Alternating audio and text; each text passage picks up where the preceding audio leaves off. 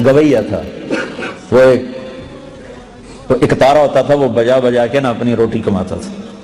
بوڑھا ہو گیا، آواز ختم ہو گئی، فاقہ آ گیا. تو گانا بجانا کوئی اچھا کام تو ہے نہیں.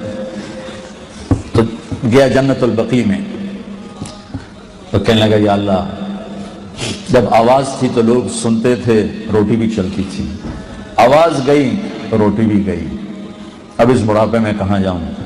اللہ کو میرے رزق کا انتظام فرما، مجھے معاف فرما. عمر رضی اللہ عنہ مسجد میں سوئے ہوئے تھے، ان کو خواب میں آواز آئی، میرا ایک بندہ جنت البقیع میں مجھے پکار رہا ہے. کس کو آواز آئی؟ عمر. کس کے بارے میں؟ گانے والا. عمر رضی اللہ عنہ ننگے پاؤں دوڑے، ننگے سر، پتہ نہیں کون ابدال بیٹھا ہے وہاں پکارنے والا. جو دوڑے ہوئے اندر آئے تو قدموں کی آہٹ، تو وہ گویے کی نظر پڑی، عمر آ رہے ہو ننگے سر ننگے پاؤں، نہ گلا بھی آج میری خیر میں. وہ اٹھ کے دوڑنے لگا. تو اس نے کہا ٹھہرو ٹھہرو ٹھہرو ٹھہرو، میں خود نہیں آیا ہوں، مجھے بھیجا گیا ہے. کہ کس نے بھیجا ہے؟ کہ جسے پکار رہے ہو اسی نے.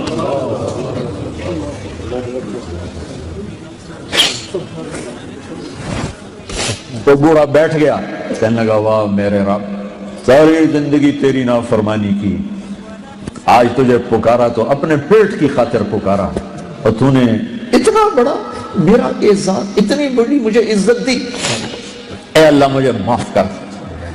اس کی چیخ نکلی اور مر گئی. عمر رضی اللہ تعالیٰ نے خود اس کا جنازہ پڑھا ہے. میرے بھائیو،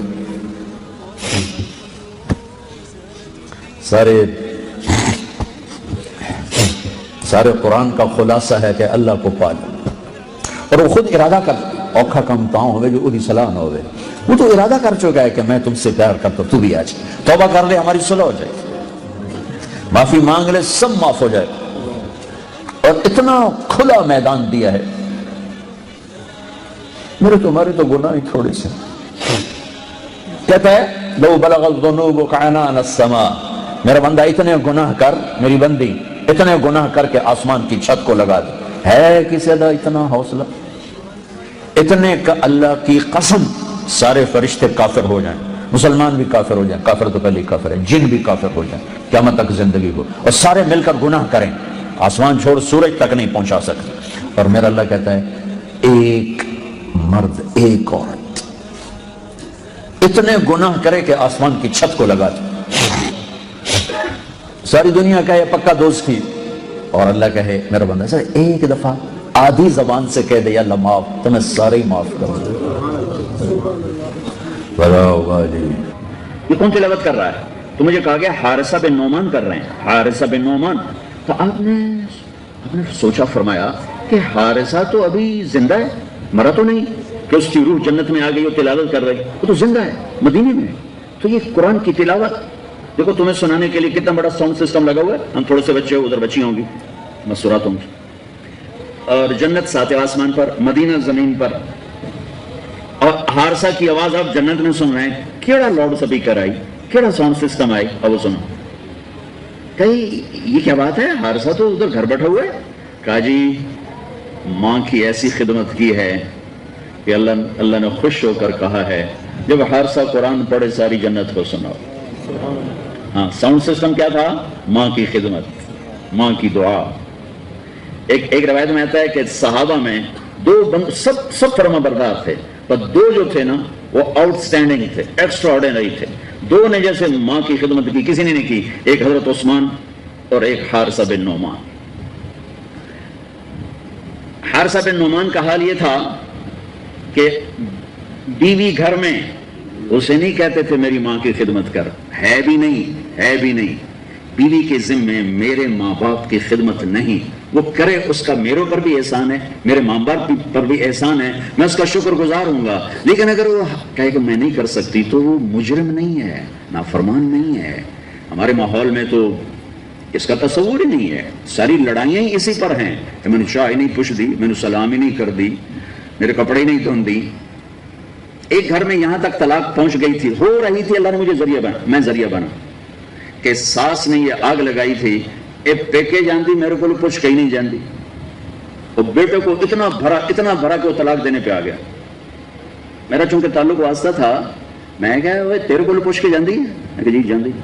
تو میں کہا یہ کو پوچھنا تو ضروری نہیں، یہ تیرے کو پوچھ کے نہ جاوے پھر یہ گناہگار ہے.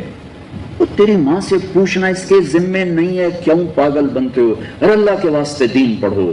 تم نے صرف تسبیح پھیرنے کو اسلام سمجھا ہے، نمازیں پڑھنے کو اسلام سمجھا ہے. یہ تو 2 گھنٹے کا کام ہے نماز پڑھنا. پوری زندگی سیکھو. بچے ہو، تمہاری شادیاں ہونے والی ہیں، اور ہمارا سسرالی معاشرہ بہت ظالم ہے، بہت ظالم ہے. میں درد سے بولتا ہوں، اسی ملک میں رہتا ہوں، اپنے خاندان میں دیکھتا ہوں، باہر دیکھتا ہوں، پھر کہانیاں سنتا ہوں، فون سنتا ہوں. اب تو سننے چھوڑ دیے، میرا کلیجہ پھٹ گیا. میں کسی کے آنسو کہاں جا کے پوچھوں.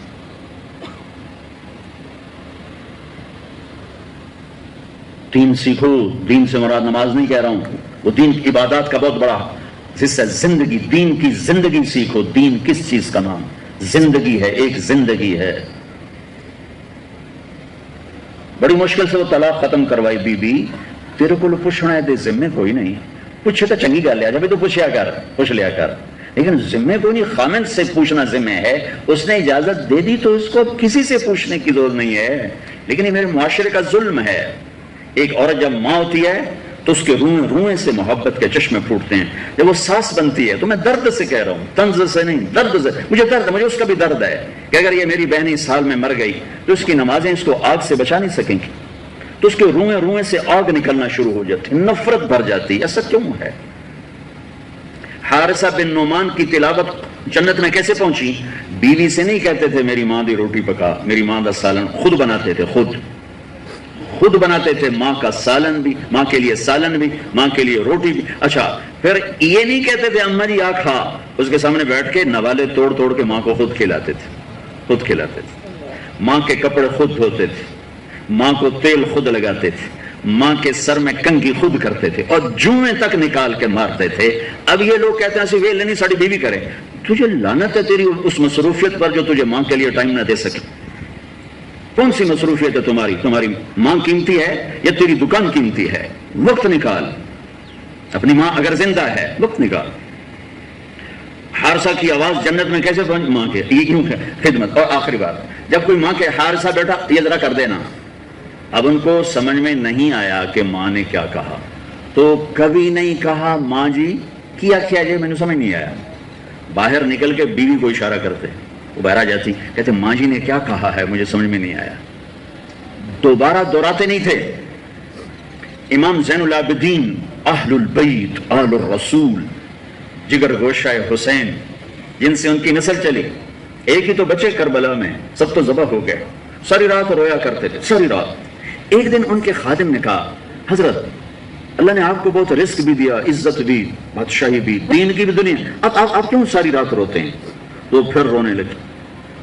کہا میرے دوست یعقوب علیہ السلام کا ایک بیٹا گم ہوا تھا، یوسف، اور وہ بھی مل گیا تھا. تو 40 سال رو رو رو رو ان کی آنکھیں ختم ہو گئی. مجھے کہتے ہو میں کیوں روتا ہوں؟ میں نے اپنے سارے گھر کو اپنی آنکھوں کے سامنے ذبح ہوتے دیکھا ہے، ان کے سروں کو نیزوں پہ چڑھتے دیکھا ہے. میرے بھائی، میرے چاچے، میرے باپ سب نیزوں پہ پیچھے کو. میں کیسے نہ رہوں؟ یہ ماں کے ساتھ بیٹھ کے کھانا نہیں کھاتے تھے. بڑے عیب کی بات ہے عرب میں الگ الگ پلیٹوں میں کھانا کھانا. یہ ہمارے اجمیوں کا رواج ہے، اپنی پلیٹ چاہو تو وچ پاؤ. وہ کٹھے کھاتے ہیں. تو کسی نے کہا حضرت آپ ماں کی ویسے تو اتنی خدمت کرتے ہیں، ان کے ساتھ بیٹھ کے کھانا کیوں نہیں کھاتے؟ کہ مجھے ڈر لگتا ہے کہ کوئی ایسی بوٹی نہ اٹھا لوں جس پر میری ماں کی نظر پڑ چکی ہو اور میں اٹھا کے گناہگار نہ ہو جاؤں. میں اس لیے ماں کے ساتھ کھانا نہیں کھاتا کہ کہیں میرا